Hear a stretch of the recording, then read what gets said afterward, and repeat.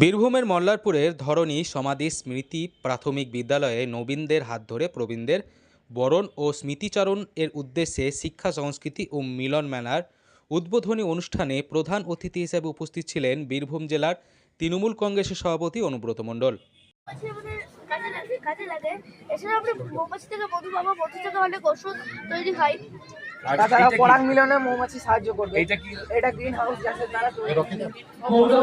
গ্রীষ্মকালে শীতকালে উষ্ণ করবে। এই পদ্ধতিতে চাষ করবে।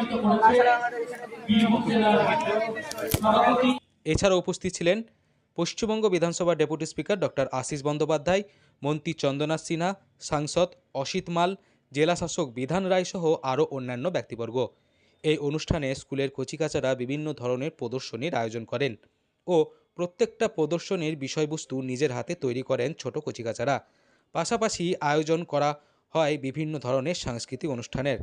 অনুষ্ঠানটি দেখার জন্য উপচে পড়া ভিড় লক্ষ্য করা যায়।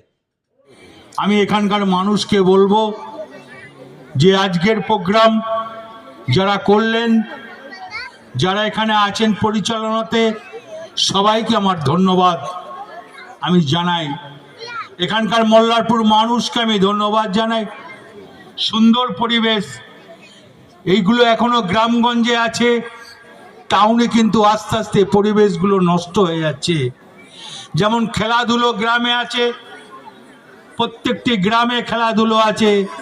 এই ধরনের বাচ্চাদের নাটক সুন্দরভাবে সাজিয়েছে এখানকার যারা সাজিয়েছে তাদের আমি ধন্যবাদ জানাই। এখানকার মানুষকে আমি ধন্যবাদ জানাই।